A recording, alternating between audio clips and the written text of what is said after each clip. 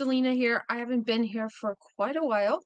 Um, it's not my favorite thing to do, but I'm conquering that fear. So I'm gonna really try hard not to bump my desk. I've had to use a different computer, and it's propped up on a book, and I keep bumping it, and then I shake the screen.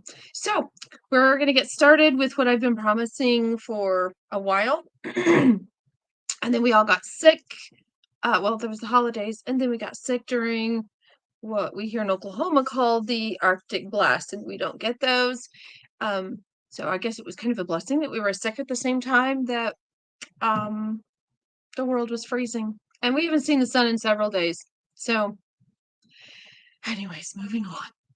So I know that we are here to announce the prince's name for this new project that I have coming up, and the gift card winners. I chose more than one. It's been a long time since I've done a giveaway, and so I have more than one name to announce, and I get to do that at the very end, so stick around for that. But I want to share a little bit about the project first. There's been a little bit said on the emails, your newsletters that you get. If you don't get those, you can sign up to get the newsletters, because sometimes I put information there that's not on social media and vice versa. The project is a series of 20 books. Every book is written by a different author, and each book is a different fairy tale retelling. I put notes up above my screen so I don't get too off track, and I don't forget the points that I really wanted to say. But each book is a different fairy tale retelling, and the purpose of this 20-book multi-author series is to raise awareness and money for human trafficking. So that's a phrase that's become more common in the last several years, I think. More and more people hear about it. It involves victims of all ages, from babies to grown adults, older adults, and I know especially children are one of the main victims. Boys, girls, men, women, all over the world, the U.S., other countries. So if it's something you haven't really heard of, it's time to be aware. So our goal is to provide information about this charity, this cause, because there are actually more than one. There's more than one group that works to raise awareness and rescue victims or help place victims after they're rescued. But we are supporting and donating our proceeds from this charity to Operation Underground Railroad. And if you have not seen the movie Sound of Freedom, I highly recommend it. We've watched it. We watched it with our teens, our older teens, like mid to older teens. It was very eye-opening. It left us with a lot of conversations that we needed to have with the kids, and they had questions. However, it wasn't so. I It almost sounds. I'm not downplaying anything, but it's not so harshly done that you couldn't let your teens watch. What they experience in school with their friends and online is worse. So I highly recommend it. So last summer, a fellow fantasy and fairy tale author, Leah Loha Humphreys, she posted after having seen the movie that she just felt just being moved to do something about this. So she started looking for 19 other authors to join her on this venture to use our stories. And no one in this series is required to utilize trafficking as their theme. Just the theme is hope. It's called Hope Ever After. If you haven't seen any of the things going around, or like I've been posting and on social media and newsletters, but if you haven't seen it, the Hope Ever After series carries the main theme of hope. Every single title has hope in the title, and at the end of each book will include some information about trafficking. So the Hope Ever After series was born, and I knew nothing about it, but human trafficking is a cause that me and my family have supported. Um, the Not human trafficking, that sounded wrong. Human trafficking awareness or rescues. Um, there was a local group for a while where we live that we supported. Um, Other places we've donated money to. My younger sister and her husband uh, have missionary friends that also work within these realms. Um, so it's something that has been on my heart for a long time. And my friend Verity invited me. She and I are both medieval authors, so we write clean Christian medieval romance. And she invited me. There was only a couple of spaces left, and I was like, yes, I have wanted to get into this genre for quite some time, the fairy tale retelling genre. And I was one of the last authors to join the group. So there wasn't a lot of the fairy tales to choose from.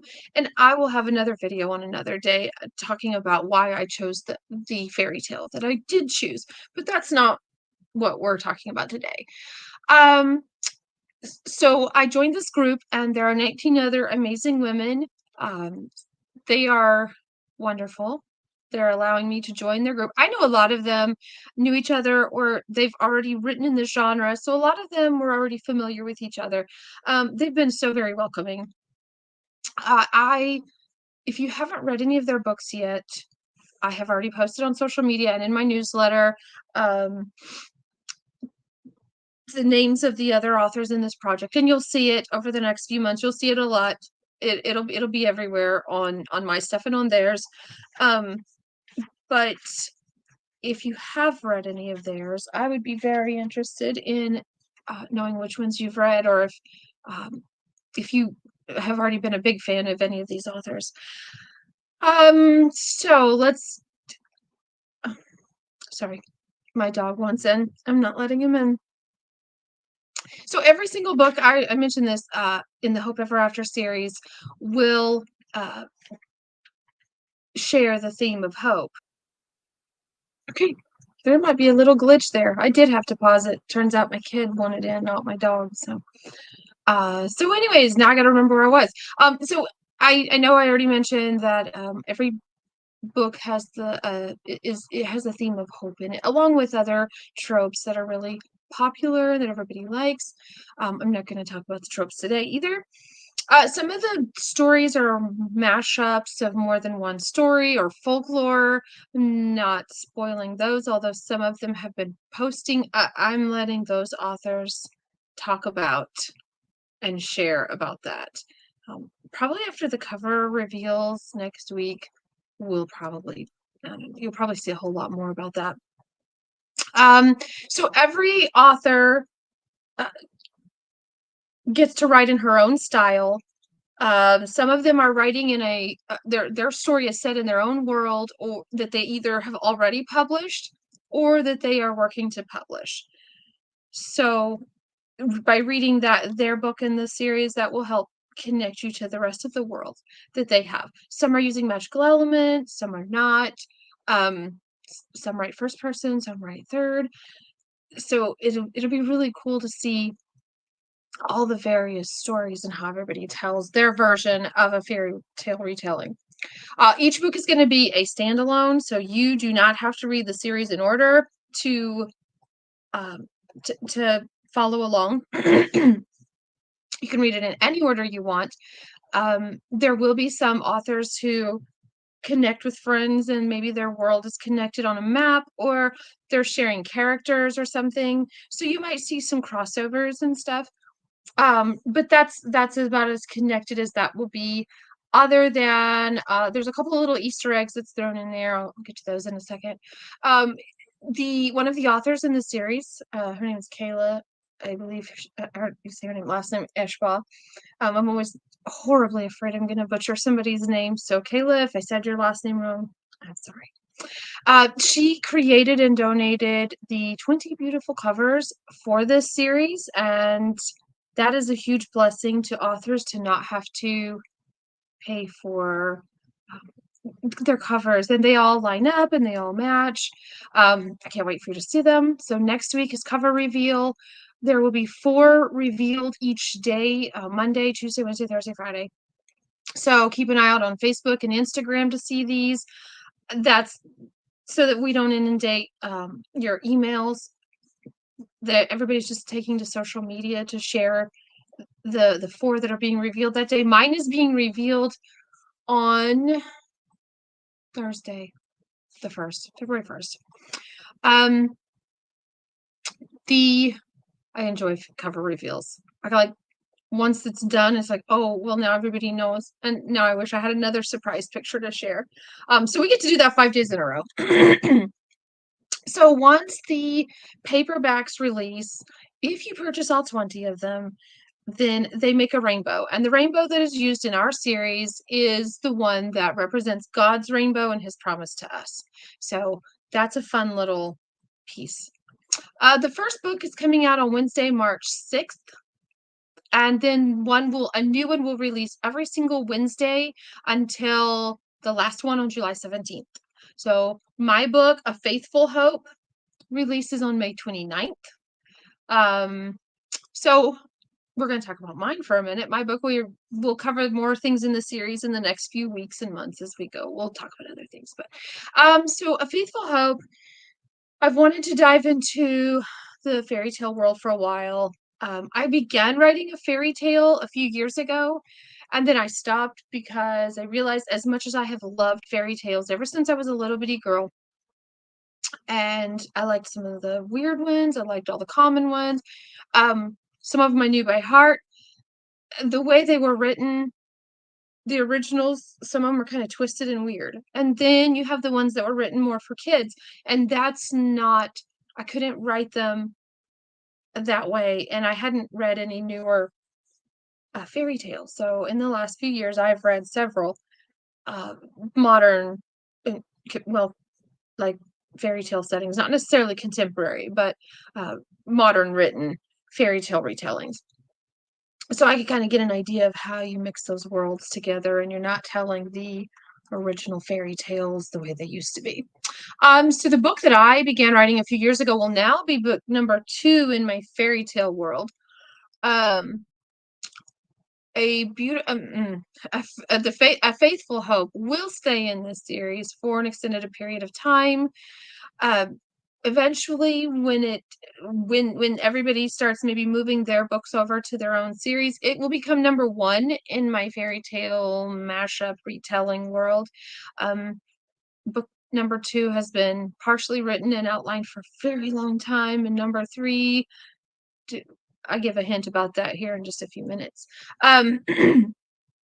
If you've read my current medieval stories, you know that generally they might have a hint of fairy tale, and sometimes they feel fairy tale-ish because it's castles and knights and horses and princesses or duchess or whatever, queens and kings. But I actually really don't dive into the fairy tales much in there. They might have like a Beauty and the Beast vibe or a Sleeping Beauty vibe or something with that, but I really don't dive into the fairy tale world in my medieval stories. So and my medieval world is not going to stop. Miriam's Cherished Destiny will release May 1st, which is book 2 in the Cherished Medieval Bride series. It follows Esther's Cherished Dream. And then book number 3 is half written in that series. And then my Galahad Men series, which is the, if you sign up for my newsletter, if you've read my free book, The Executioner and the Lady is book number 1 in that series, and I've already written book 2, and it just sits on the back burner right now until I finish the fairy tale and Miriam's story, and then I can get back to edit rounds with that book. So those are not going to stop. This has just been a fun little side trip that I get to take. So if you might have seen the synopsis or the blurb, we call them blurbs, for my new book in the fairy tale retelling. If you follow me on Amazon, and depending on how long Amazon takes to send out an email to people, telling them that a new pre-order is up for an author they follow. So if you follow me there and you've already gotten it, awesome. Otherwise, I don't know how long Amazon takes to notify people. But the blurb is there, so you already know the prince's name. If you've seen it, it went live yesterday, and then I realized I hadn't announced the prince's name. So that's what we're doing today. There is a temporary cover set up if you go to order this book until the cover is revealed. This is the book that you are going to see.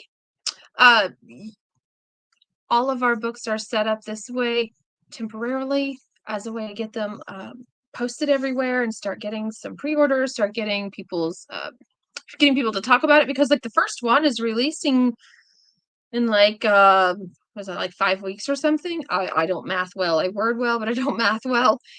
So they're very close to releasing that. So that's the cover that you'll see if you go there for the next few days.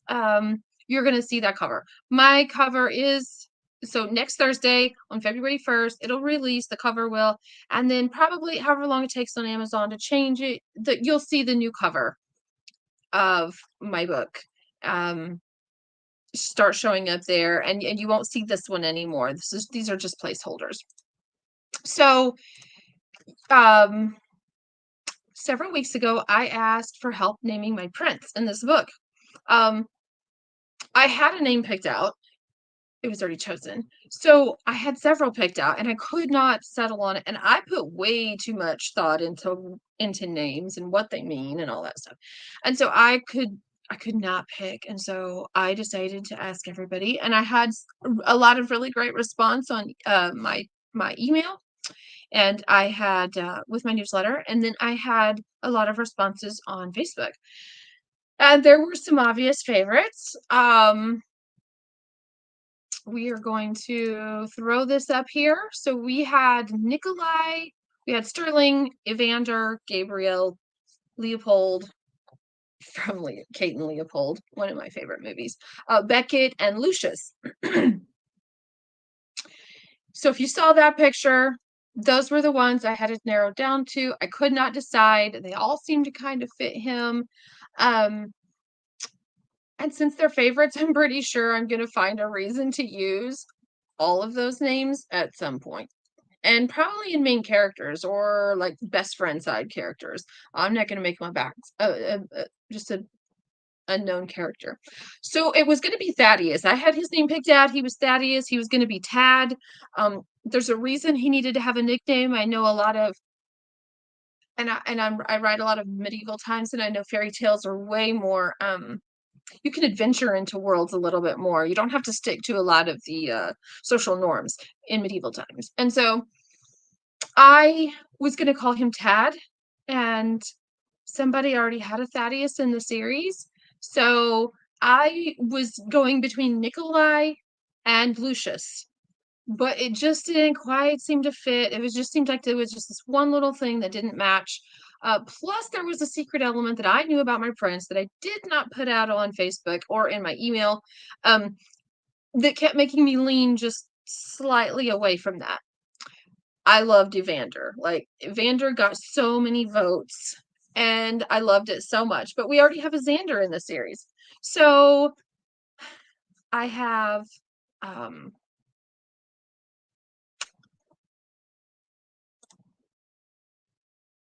Evander. It will be, sorry. He will be the book. I'm trying not to spoil things too. He is going to be the princess's little brother in this book, in A Faithful Hope. He is her little brother. He's about 10-ish. That age could change once I figure out exactly where he needs to fit in that story. But he's going to be the hero, the prince hero of book number 3. So we do get an Evander. I don't have to worry about him being right in the middle of everybody else's stuff, like so similar to Xander.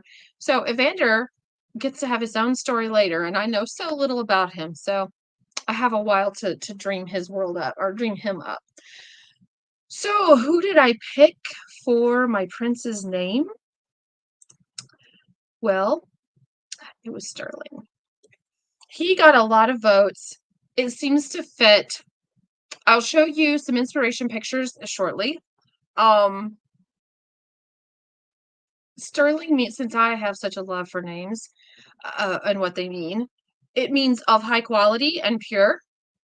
And so I felt that really worked. He's a strong man, but he's also broken in the beginning, thanks to his horrid stepmother and his horrid uh, half brothers.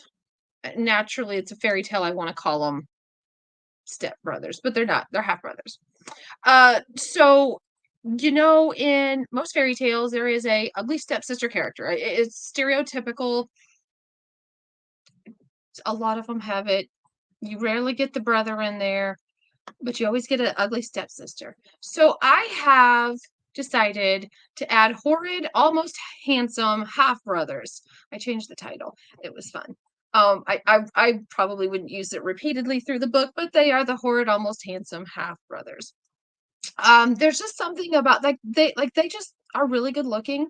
They're slightly younger than Sterling, but they have something really sinister about them, and their cold, hateful behavior just makes them almost handsome. But that sinister behavior of them just really just takes that last bit of handsomeness away. And I base them off of, if you have ever seen um uh, Cinderfella, Jerry Lewis. I am a huge Jerry Lewis fan. It's an older movie, and it is a gender flipped version of Cinderella. If you have not watched this, I highly suggest going and finding it, because this is really fun. I think I'm going to guess. I think it would probably take place like in the 40s, 50s. I could be a little off, somewhere in there. But I highly recommend. It's a fun movie. I based the brothers off of his stepbrothers. I shared that picture because I really liked their outfits in that scene. But his stepbrothers are really horrible, and so I think I named them Milo and Marius. I based them off of his nasty little brothers. So that leads me to the nickname and why the nickname is so important. There's a literal element, not just using the word element just to throw around, but there's a real element in the story. Mostly it plays a part for the princess, and it leads me to his nickname. And his nickname, most of you guys picked up on this. As soon as you did, I was like, there's the answer right there. That's his nickname, is Silver. Another variant of the name Sterling was a name that was given to pre-medieval refiners of silver, and it meant Easterner. So without spoiling too much, the gardeners at the castle, and the servants, they all loved Sterling, especially like when he was younger, and then he was growing up, and they knew that he didn't receive a lot of love. They began to call him Silver. He used to sneak off to the silver mines, and he would come back with silver dust and flecks on him. And so they just lovingly call him Silver. And when the princess meets him, she meets him as Silver. He's dressed as a gardener. It's one of my favorite parts of the story. And she hears him called Silver, which she finds odd, for multiple reasons. We can dive into that on her story one day. But anyway, she thinks he's a really great guy, and his name is Silver. And he doesn't stay in disguise. Just she figures out that is that she got to see a little bit of who he really is before she met him at the castle. So I did need a bit of inspiration for my prince, and I did use AI. So if you are an anti-AI user, I get it. I also do not thoroughly enjoy AI often. It can provide some interesting images. Those images where like the hands coming out of the chest, or they got like 7 fingers or whatever. I don't know, it's kind of funny. It's definitely funny for entertainment. However, there are good uses for it, and it has become rather difficult lately to utilize actors and actresses' faces and put it out on things that would be considered like, encouraging sales of a book or whatever, because they are taking control of how their likeness is used. And so there are many of them now who are having their pictures pulled down if they're being used without their permission. So I really want to be careful, even though I do often have actors and actresses who are the inspiration for my characters. I want to be really careful and not have my stuff pulled down. So I created inspiration. This is nothing that will be on the cover. This is nothing that'll be used, like in future ads or whatever. This is just for me to sit here and look at when I'm writing. So I'm going to show you, it's just a really quick run through of what I think Sterling looks like. For some reason, I guess it just thought it didn't need to play all the way through. There we go. Decided I want to play half of it. So there's Sterling, aka Silver. Let me know what you guys think about him. Let me know if you like him, if he matches what you thought he was going to be when I was describing him. On another day, in a few weeks, or sometime soon-ish, I will make a video about the princess. I don't know if I've mentioned her name on social media anywhere or in my newsletter, but her name is Adaryn, and it is a Welsh word name that means bird. It's a bluebird retelling, so there's a reason that she is named for a bird. So I'll be sharing some snippets about Adaryn and Sterling coming up in the next few weeks. The pre-order is up on Amazon, like I said earlier, with the blurb, the synopsis of the story. If you want to go read that as I work on the story, it's probably going to change a little bit, but the basis and the idea of the story isn't going to change. So just, maybe some of the finer details will get cleared up or something, because I'm not done writing it. The series will not be on KU, so if you are a KU user, this is going to allow all of the authors in this group to place their ebooks on whatever platform they prefer to use.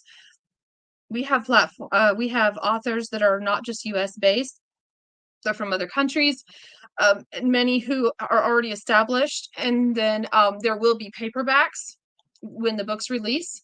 So when this video goes up, I'll have my links put up for the pre-order for the ebook. I don't know about the orders for the paperbacks. Those go up much later, like when you have them formatted and stuff. But you'll see the links for it on my social media pages, in my newsletter. It'll be with this video. So that way, yeah, you'll be able to find the link if you want to pre-order that book.